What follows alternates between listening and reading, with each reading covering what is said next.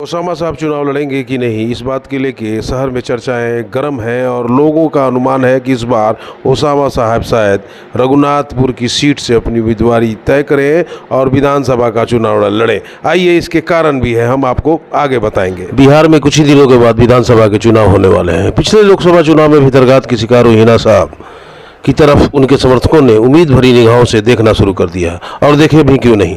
निर्दलीय होने के बावजूद हिना साहब दूसरे नंबर पर रहीं। जदयू की प्रत्याशी को जोरदार टक्कर दिया, करीब 3 लाख वोट पाकर दूसरे नंबर पर रहीं। सीवान सदर की सीट का तो मामला बहुत ही करीब का रहा और मामूली बढ़त ही बना पाई जदयू की प्रत्याशी। इसी तरह रघुनाथपुर विधानसभा में उन्होंने जदयू के प्रत्याशी को हरा भी दिया। यूँ कहें कि रघुनाथपुर विधानसभा से बढ़त बनाने में कामयाब रहीं और उन्होंने जदयू की प्रत्याशी विजयलक्ष्मी जी को कड़ी टक्कर देते हुए उन्हें रघुनाथपुर विधानसभा से मात कर दिया। सीवान सदर और रघुनाथपुर विधानसभा में वो सफल नहीं और बाकी 3 लाख और करीब 3 लाख वोट पाकर निर्दलीय होने का 3 लाख वोट पाकर, एक सम्मानजनक वोट पाकर वो दूसरे नंबर पर रहे। निर्दलीय होने के बावजूद भी हिना साहब को करीब 2,92,000 वोट मिले।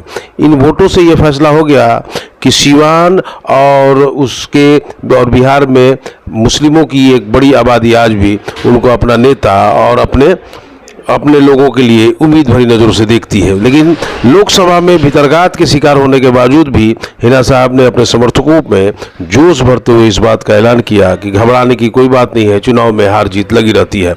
बहरहाल ये बातें काफ़ी असर करती हैं। समर्थकों और उनके लोगों ने फिर एक बार उम्मीद जगाई है कि इस बार आने वाले विधानसभा के चुनाव में हिना साहब की जगह ओसामा साहब अगर किस्मत आजमाए तो शायद बेहतर रहेगी। और निश्चित रूप से सीवान में विधानसभा चुनाव के पहले कुछ बड़ा होने वाला है, और बड़ा क्या होगा ये आने वाले दिनों में तय होगा। लेकिन ये तो तय है कि ओसामा के समर्थक, शहाबुद्दीन के समर्थक और हिना साहब के समर्थकों ने पूरी तरह मन बना लिया है कि आने वाले विधानसभा चुनाव में इस परिवार की उम्मीदवारी होनी चाहिए।